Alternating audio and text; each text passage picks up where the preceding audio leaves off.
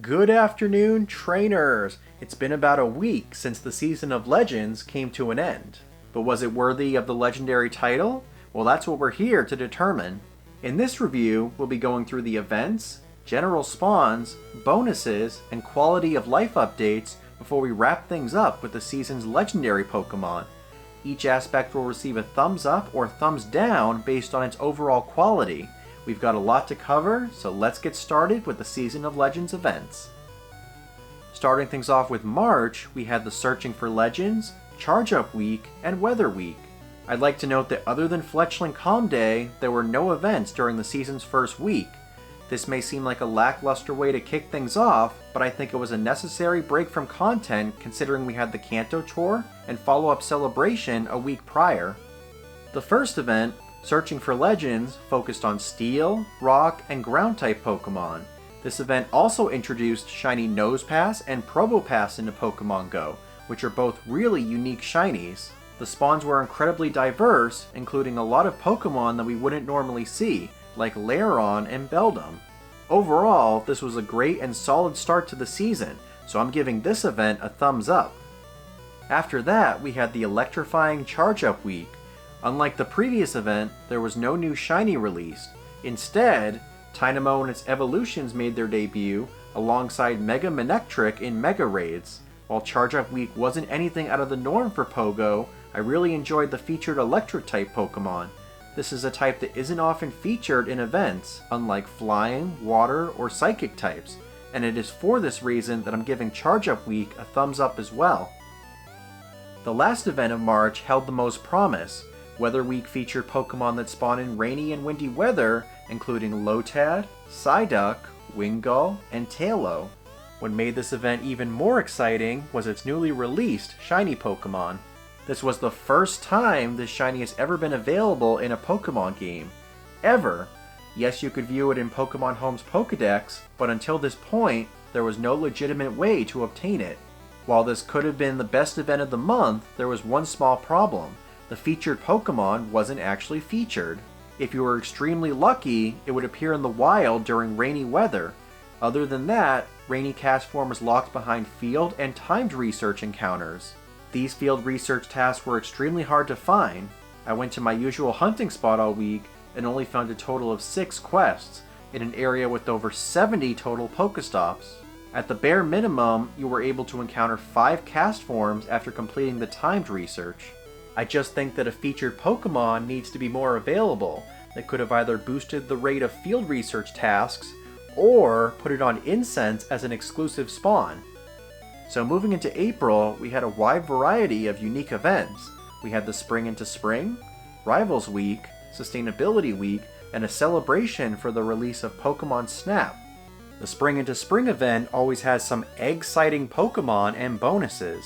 This year's egg pool featured rare Pokemon like Togepi, Azurill, and Rufflet.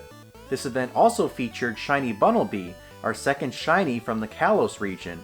As for the bonus, half hatch distance was available throughout the 5-day event. I also thought it was nice that Niantic removed the flower crowns from Togepi and Baneri. This costume prevented them from evolving during last year's spring event. To make up for this, the flower crown was added to the Chansey family, which suited them nicely.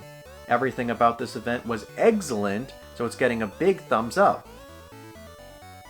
Once the springtime event concluded, it was time for Rivals Week.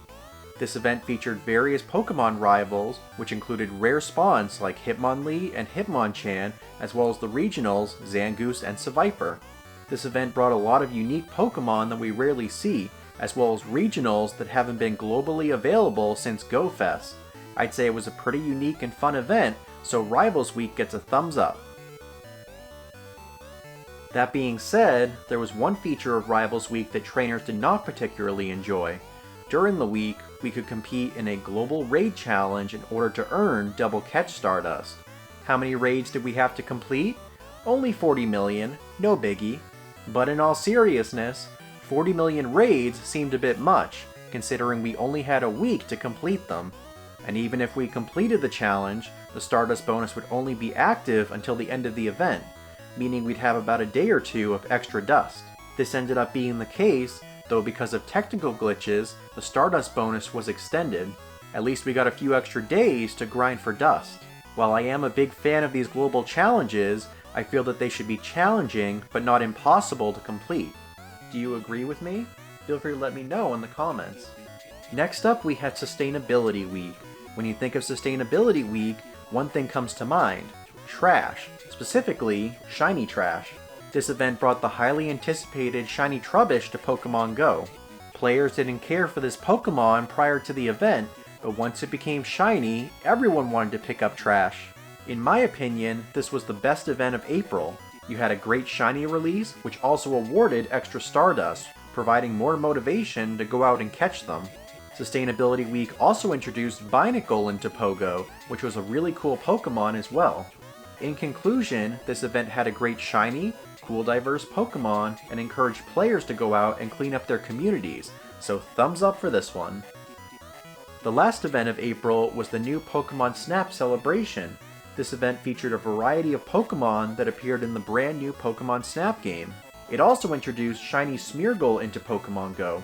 At its premise, this event had the potential to be the best event of April, and maybe even the best of the season. Unfortunately, you could only find shiny Smeargle during this event, and the limited number of photobombs meant you could only get 60 Smeargle encounters throughout the weekend. Personally, I would have liked to see Smeargle's shiny stay in the game, as it would have encouraged players to take snapshots, a feature often overlooked during regular gameplay. But those are just my thoughts. I think we as a community can all agree that this event receives an unfortunate thumbs down. Finally, we wrapped up the season with two events in May, the Luminous Legends X and Luminous Legends Y. The Luminous Legends X event focused on the release of Gen 6's Xerneas, as well as Fairy and Dragon-type Pokemon. This event introduced not one, not two, but three brand new Pokemon into the game. With the event running for 2 weeks, it gave trainers a decent amount of time to get a bunch of these newcomers, along with all the cool Dragon and Fairy-type Pokemon featured. We also got our first Gen 8 shiny during the second half of the event. Were you lucky enough to find a shiny Galarian Ponyta? I wish I was, but overall, I loved everything about this event, so it's getting a big thumbs up. The last event for the Season of Legends was, you guessed it, the Luminous Legends Y. This event shifted to Dark-type Pokemon and introduced Gen 6's Dark Flying legendary, Yveltal. Like Luminous Legends X, this event ran for 2 weeks, being broken into 2 parts.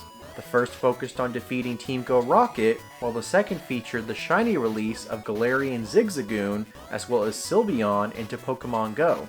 These were some really fun additions to Pokemon Go, and this event was pretty great, so the last event of the season gets a thumbs up. Alright, so tallying up the events, we had 9 out of 11 thumbs up. Other than a few lackluster occasions, I'd say the Season of Legends events were pretty great, especially the Luminous Legends X and Y events. I hope we see more 2-part events in the future. So now that we've reviewed the events, let's take a look at last season's general spawns. Since we had so many events throughout the season, regular Pokemon spawns were diminished. That being said, some of the spawn rates for rare Pokemon were improved from the previous season. Until the Season of Legends, Froakie was almost non-existent in Pokemon Go. Once the season started, it seemed to spawn almost as much as Fennekin and Chespin, which is how it should be for starter Pokemon. I also noticed that new event Pokemon were appearing more frequently as well. If Niantic followed the previous trend, Tynamo would have been extremely hard to find after Charge-Up Week. However, I've been able to find about 10 Tynamo since Charge-Up Week, which is more than I could say for other Pokemon released before this season.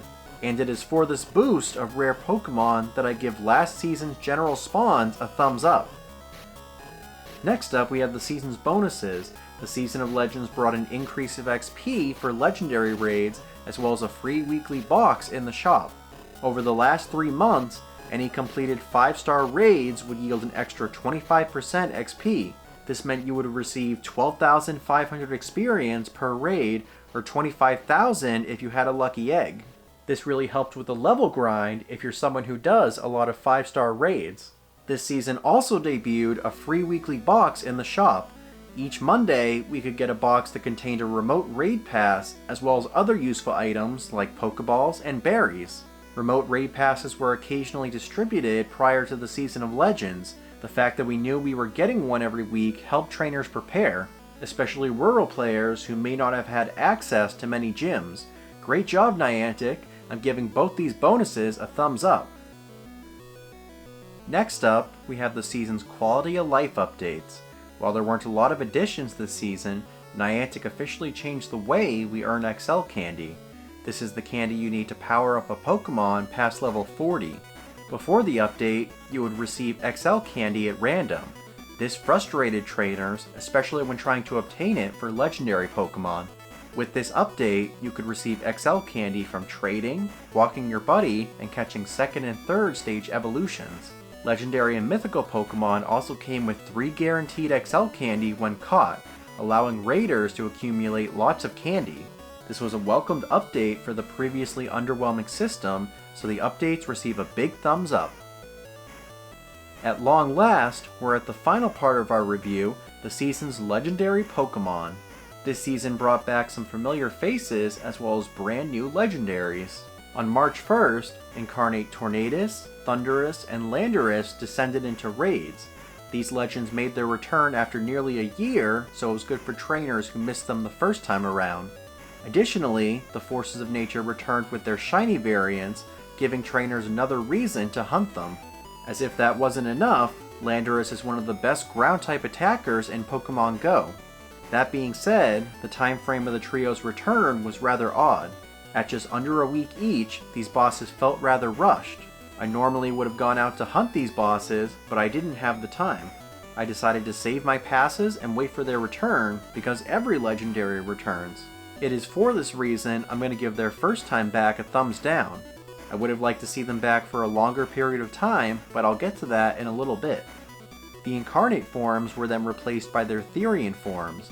These were our first new Pokemon since the debut of Reshiram, Zekrom, and Kyurem last summer. At first, many trainers weren't impressed by these new Pokemon. If they kept their predecessors' moves, the only decent boss would be Landorus. However, when Therian Thundurus descended into raids, we were surprised to find out that it had received a complete moveset overhaul. With its new additions, it became the second best electric attacker in Pokemon Go. So trainers eagerly rated this Pokemon, myself included, so Therian Thundurus gets a thumbs up. Before receiving our next Therian Force of Nature, we had a special raid weekend to tie in with the Weather Week event. Rayquaza re-emerged from the ozone layer to challenge trainers. The sky-high Pokemon is always a welcomed addition to raids. You'd think I'm crazy to give this one a thumbs down, so thumbs up all around. After the weekend, Thundurus swapped with our next legendary, Therian Tornadus. Like Thundurus, this Pokemon was available in raids for 2 weeks. At first glance, Tornadus wasn't a great option in battle, and needed a massive moveset overhaul to be useful. Unfortunately, it fell short, still not being good enough for raids or PvP. In the end, it turned out to just be a Dex entry, so this one gets a thumbs down. When it was Tornadus' time to depart, Therian Landorus joined raids. Initially, we were all excited because this Pokemon was going to be extremely useful. However, Landorus' move change was a downgrade rather than an upgrade. The Pokemon's charged move Earth Power had been replaced by Earthquake, hurting its damage output. Despite its nerf, Therian Landorus is still a fantastic Pokemon, being only second to Shadow Mamoswine and some unreleased Mega Pokemon. Because it is still a useful option in raids and PvP, I'm giving this one a thumbs up. So after Landorus left, something unexpected happened. The Incarnate forms of Tornadus, Thundurus, and Landorus all returned to raids for an additional week. To be honest, I wasn't a fan of their second return either. They should have started the season with the Therian forms, so we could have had 2 straight weeks of the Incarnates. This would have given trainers a much more comfortable time frame to raid these Pokemon. Like the first time, many trainers skip this week because they will eventually return, so a thumbs down for their second return as well. After raiding the Forces of Nature for 2 months, many of us were thirsty for something new. Well, on April 26th, it was announced that Gen 6's Xerneas and Yveltal would be making their Pogo debut in May. Xerneas was available from May 4th until May 17th, which was also the duration of the Luminous Legends X event. While Xerneas was a new raid boss, it was quite underwhelming. Xerneas never received a move update, so it was plagued with 2 awful fast moves, effectively making it no more than a dex entry. As a result, I'm giving Xerneas' debut a thumbs down, though I'm hopeful that the next time it returns, it will receive an upgrade to its moveset. Following Xerneas, Yveltal joined raids for the last 2 weeks of the season. Luckily for Yveltal, it received a much better moveset than Xerneas, making it useful for both raids and PvP. This made Yveltal a far more exciting legendary to round out the season, so I can confidently give Yveltal a thumbs up. Overall, there weren't as many legendaries as I anticipated this season. In fact, there were only 9 different legendary bosses this season, compared to the 18 we had during the Season of Celebration. I will say though that bringing a lot of new faces like the Therian Forces of Nature and both Xerneas and Yveltal was pretty exciting, especially when we didn't see any of the new bosses during the prior season. And as we move into the summer, I don't think they wanted to overshadow the summer's raid bosses during their prime playtime. And now for the moment of truth. Let's tally everything up and see what we think. The events category received 8 out of 11 thumbs up, so overall let's give it a thumbs up. General spawns, everything looked good, so thumbs up for that too. The bonuses for this season were extremely helpful and showed how Pokemon Go could adapt during these troubling times. Quality of life updates, nothing but improvements on this end, so thumbs up. And finally, the legendary Pokemon. This category was somewhat controversial as the season carried the legendary name, yet it cycled through the same family of Pokemon for 2 straight months.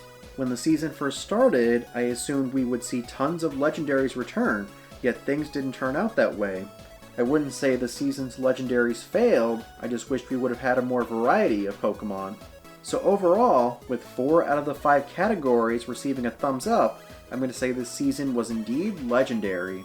It introduced a ton of new features and really changed the way we play Pokemon Go.